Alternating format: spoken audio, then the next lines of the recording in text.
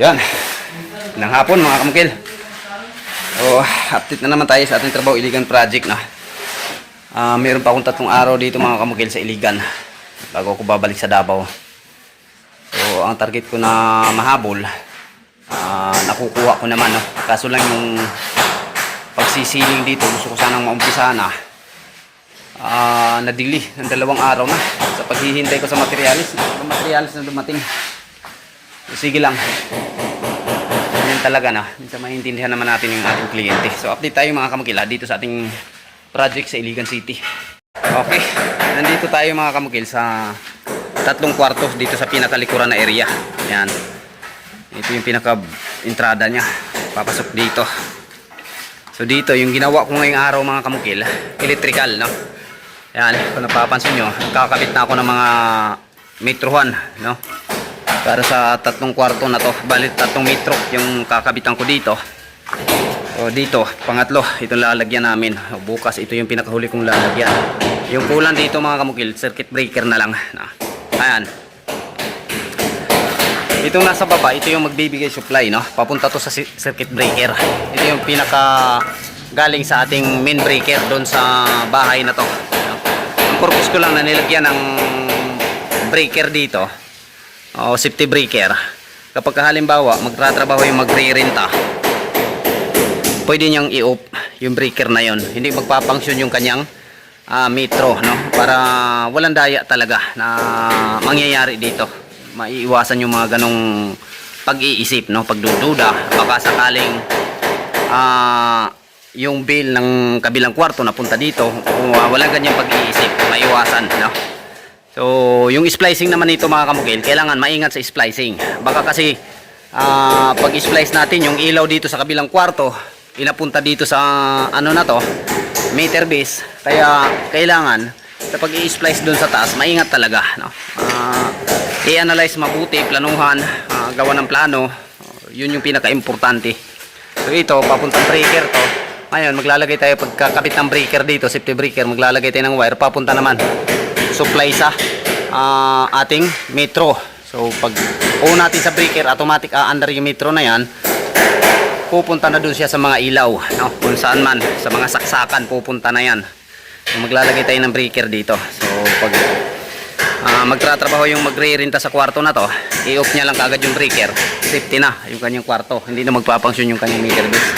Ganon yung nakasit up na mangyayari dyan. Okay na plano ko. Ako lang din yung nagplano nito. Pero hinabol na ito mga kamukil. Kasi na-electricalan ko na lahat itong bahay na to bago pa nagsabi si kliyente na lalagyan na kaagad ng metro. Ngayon, dahil kumpleto tayo sa abilidad, sa awa ng Diyos, binigay sa atin halos lahat ng abilidad dito sa construction. Madali ko lang siya na maniobra. Yung paglipat ng mga ilaw, no? Na ang ilaw sa kwarto na to, mga saksakan sa kwarto na to, mapupunta sa metro na to, pati dito, lahat ng mga metro, no? Diyan na natin siya binago. Inakyat ko kagad yung taas, binago ko yung mga splicing, kasi yun nga, huli na nang nasabi ni kliyente to. So hinahanap ko ngayon mga kamukil yung 4 pa na metro. May 4 na metro akong dinala dito dati, 2024 siguro yun, kung hindi ko nagkakamali, 2024 o 2026, mga ganyan, no? Pumunta ako dito para sana kabitan ng metro yung kabilang property ni madam, kaso lang hindi natuloy yun kasi marami ding inaasikaso si madam, si kliyente natin. So yun yung hinahanap kong 4 na metro, nawawala kasi dito. So siguro kung nandito na itago, malamang natatambakan lang sa mga gamit na yan. Paglipat namin sa gamit dyan sa loob, yung mga gamit na yan, paglipat namin yan dito sa stock room na to, nakakarton lang yun. Titingnan ko yung mga maliitang karton, baka sakaling mahanap ko, no?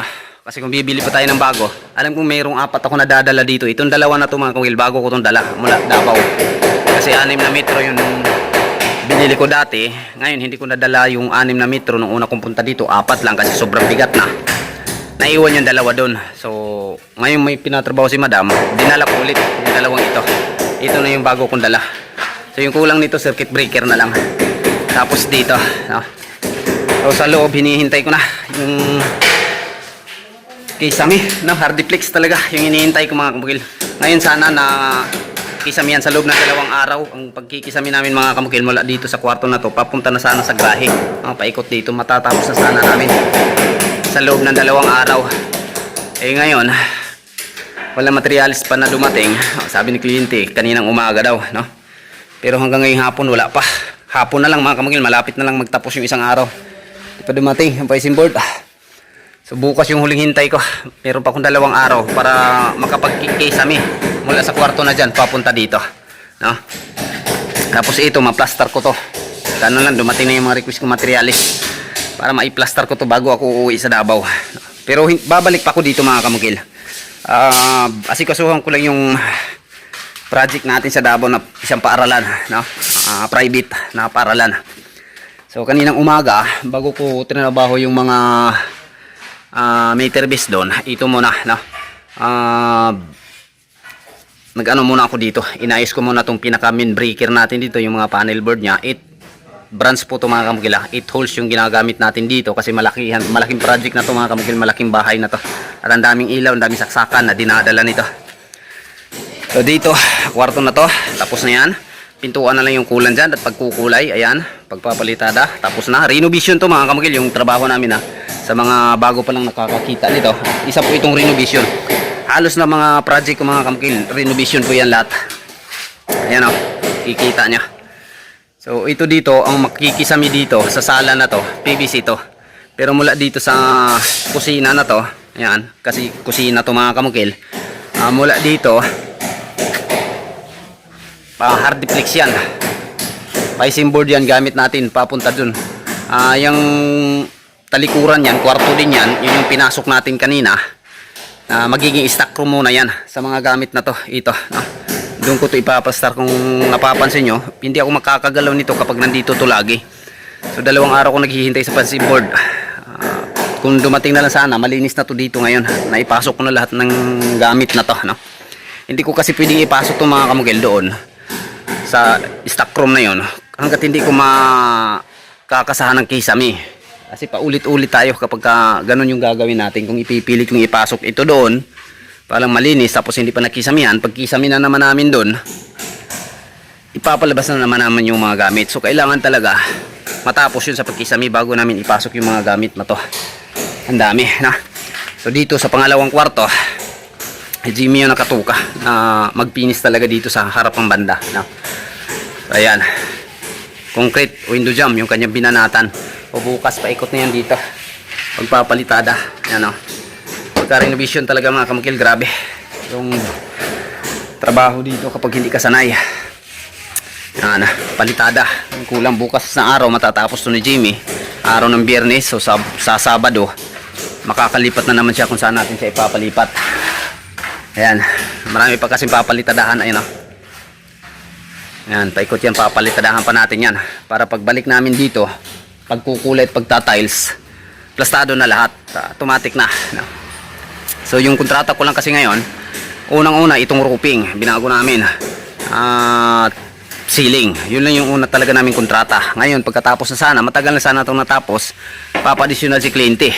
Itong mga partition, ginawan ko kagad na may plano na to dati. So sinunod ko na lang yung nakaplano ko dito dati. Sinusunod ko kaagad yung plano na yon. So ito na yung mga nangyayari. Ayan, ito, pangalawang kontrata na namin to. Itong mga konkretong nakikita nyo, nakapail, no? So ito, tinerminate ko na to. Plastado na to. Ang pagpapagana lang nito yung kulang mga kamukil. Sa Sabado, ililipat ko na to dito. Kasi for the meantime muna, ang nagsusupply ngayon ng kuryente, kung nakikita nyo, nakailaw yung mga ilaw na yan, pati dito sa grahe. Ito, no? For the meantime lang, dito ko siya nilalagay muna. So, yung mga wire na yan, ililipat ko na yan. Doon natin yan iti-terminate lahat. Sa square box na yun, dyan natin ipapasok. So, para maging functionable na to. Yung ating main dito, wire, plastado na yan, no? So, pag terminate ko dyan, doon sa pag-splice natin dyan, sa square box na nilagay ko sa taas, tatanggalin ko na to. Silipin natin mga kamukil yung forma sa bahay na to pag re-renovate namin. Ayan na siya mga kamukil, Ang laki na ng pinagbago. Dati ano lang to eh. 4 agwas lang to. Ganyan dati yan mga kamukil. Yung forma niya. Napakaluma na. No? Yung mga kisame. Naglalaglaga na yung mga iba. No? So, maraming bisis na itong nirenovate. Especially sa ceiling. Sabi ni kliyente. Pero talagang pagpunta ko dito hindi maayos yung pagkagawa. No? Hanggang inabot sa pagkabulok. May mga tulo na yung bubong. So, yun yung mga dahilan kung bakit nabubulok na yung mga dating kisame. Kasi plywood lang yung gamit nila at napakanipis. No? O ngayon, binigyan na naman natin ng buhay. So yung kulang dito sa harapan, pintura na lang. Kahit may skim kutan lang to mga kamukil. Wow na naman to. So yun na banda doon mga kamukil, yung pinakahuling bintana. Hindi pa yan tapos no. Diyan ko kasi pinapalagay yung lahat ng mga gamit. O kapag mailipat natin yung gamit na yan doon sa stock room. Yan naman yung papatira ko. Sana dumating na yung picing board na pang ceiling natin. Sa loob ng 2 araw paghihintay ko, kung dumating na sana, so mula dito sa grahe na to, sarado na sana to. Makakita na sana tayo na maganda dito. Pagtangad natin. Sarado na sana, paikot. No? Sa loob ng 2 araw, ito yung target ko mga kamukil. Grahe at saka papunta dun. No? So lahat ng framing natin, tubular po yan. Matagal na kasi ang pag-pre-framing dito kasi pabago-bago na desisyon si kliyente. Minsan PVC, minsan picing board. So kauli-huli yan, picing board talaga, no? Kaya pabago-bago. Tulad dito mga kamukil, PVC panel sana yung plano dito. Ngayon, may kunti naman akong idadagdag sa tubular. Kasi hindi pwede PVC yung naka-frame natin dyan. Tapos magsiship ka agad tayo sa picing board. So kailangan dagdagan natin ng tubular yan para sa picing board na kisame, no? Iba po yung pag-framing ng PVC ceiling, iba din po yung picing board, no? Magkaiba po yan sila ng estilo ng framing. So para malaman ng iba. Ayan lang mga kamukila, yung ating update. Sana bukas darating na yung ating materialis. Maraming salamat in once again, Mungkel on the vlog.